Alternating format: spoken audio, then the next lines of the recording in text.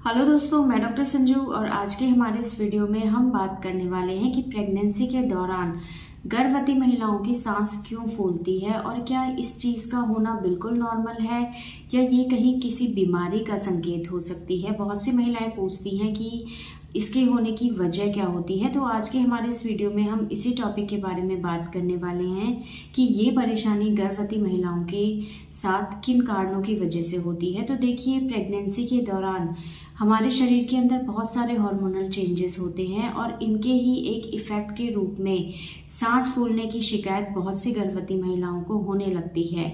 जैसे ही प्रेगनेंसी ठहरती है वैसे ही बॉडी के अंदर ऑक्सीजन की डिमांड बढ़ जाती है और इस डिमांड को पूरा करने के लिए जो प्रोजेस्टेरॉन हार्मोन होता है वो हमारे ब्रेन को स्टिमुलेट करता है और ये ब्रेन लंग्स को स्टिमुलेट करते हैं, जिससे हमारी जो ब्रीदिंग है वो बढ़ जाती है और महिलाएं छोटी छोटी सांस लेती है और सांस लेने की जो फ्रीक्वेंसी है वो बढ़ जाती है।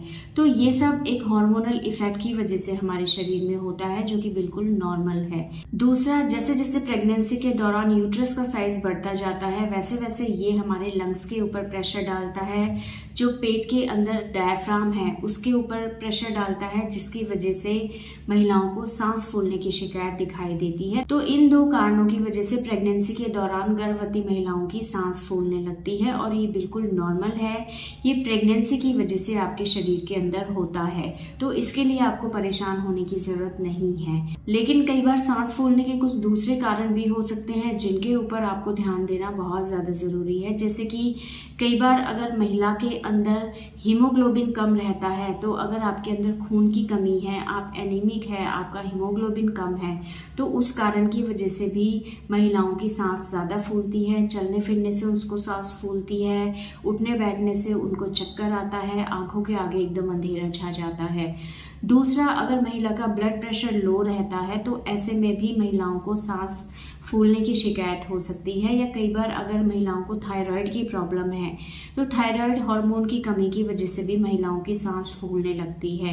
इसके अलावा अगर पहले से किसी भी महिला को लंग से रिलेटेड कोई प्रॉब्लम है या अस्थमा की कोई प्रॉब्लम रह चुकी है, तो प्रेगनेंसी के दौरान उनकी ये जो अस्थमा की प्रॉब्लम है या सांस फूलने की जो शिकायत है वो पहले से ज्यादा बढ़ सकती है। इसके अलावा अगर आपका वजन बहुत ज्यादा प्रेगनेंसी के दौरान बढ़ जाता है या अगर आपके शरीर के ऊपर स्वेलिंग आने लगती है और ये स्वेलिंग बहुत ज़्यादा आपके शरीर में रहने लगती है, तो कई बार इन कारणों की वजह से भी आपको सांस लेने में प्रॉब्लम हो सकती है, आपकी सांस फूलने लगती है। तो ये कुछ और कारण भी हो सकते हैं जिनकी वजह से आपको सांस फूलने की परेशानी रह सकती है।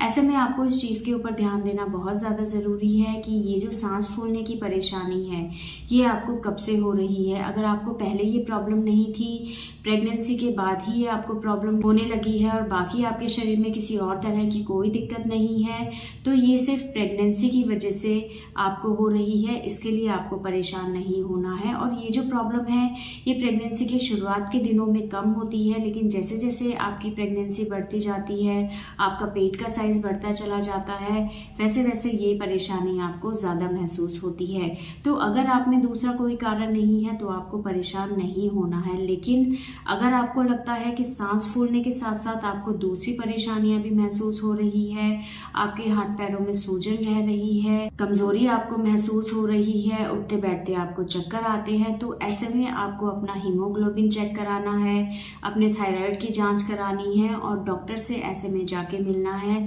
ताकि डॉक्टर आप प्रॉपर चेकअप कराएं और अगर कोई दूसरा कारण निकल के आता है तो उसका टाइम रहते आपको ट्रीटमेंट दिया जा सके।